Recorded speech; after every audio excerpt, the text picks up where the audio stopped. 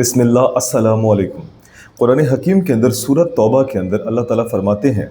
کہ تمہیں لگتا ہے کہ تم جو یہ حاجیوں کو پانی پلاتے ہو، مسجد حرام کی جو تم یہ خدمت کرتے ہو، اس کو صاف کرتے ہو، اس کی زیب و آرائش کرتے ہو، یہ بہت نیکی کے کام ہے،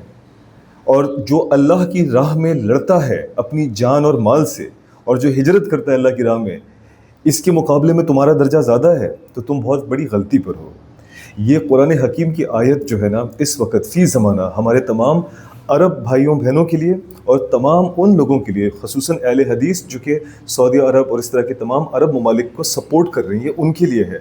کہ آپ پلیز ان کی باقی جتنی بھی خدمات ہیں اس کو اس وقت نظر انداز کریں۔ یار دیکھو، ہمارے کالج میں کیا ہوتا تھا، جب ہمارے دو لوگوں کے درمیان پھڈا ہوتا تھا نا، تو ہمیں کچھ لوگ آگے روکتے تھے کہ یار نہیں کرو پھڈا، لیکن ان کے روکنے کی وجہ سے پتہ ہے کیا ہوتا تھا کہ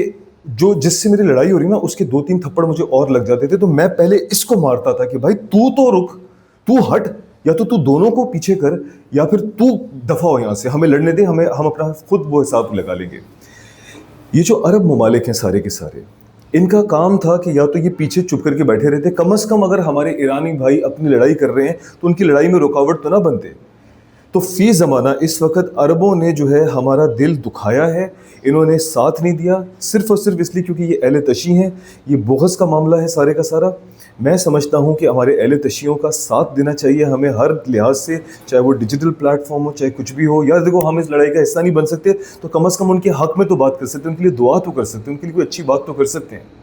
ورنہ پھر آپ یہ بات یاد رکھنا، ایک قیامت کے دن اگر یہ سارے کے سارے عرب جب اللہ سبحانہ و تعالیٰ کے سامنے کھڑے ہوئے ہوں گے اور بتائیں گے کہ ہم نے یہ بھی نیکی کا کام کیا، ہم نے مسجدیں بنائی، ہم نے یہ چندے دیے، ہم نے لوگوں کو کھانا کھلایا، لیکن وہاں پر فلسطین کے اور ایران کے بچے بچیاں اگر اللہ کے سامنے آ گئے اور انہوں نے کہا کہ جس وقت ہمیں ہمارا سب سے بڑا دشمن ہمیں جو ہے وہ ہمیں شہید کر رہا تھا، اس وقت یہ عربوں کا سارا پیسہ کہاں پہ تھا،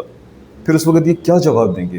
اور اگر انہوں نے، ان مسلمان بچوں نے کہہ دیا کہ آپ اللہ تعالیٰ ان اسرائیلیوں کو اور ان سارے کافروں کو تو بعد میں حساب کتاب کیجیے گا، پہلے ان مسلمانوں کو آپ پوچھیے جن کے پاس پیسہ تھا، جن کے پاس طاقت تھی، کہ یہ کہاں تھے اس وقت، تو پھر پلیز اپنی سائیڈ جو ہے نا، اچھی سائیڈ چوز کیجیے، اس وقت اس سائیڈ کو چوز کیجیے جو لڑ رہا ہے اللہ کی راہ میں اپنے پورے ایمان کے ساتھ۔ جزاک اللہ خیر، السلام علیکم۔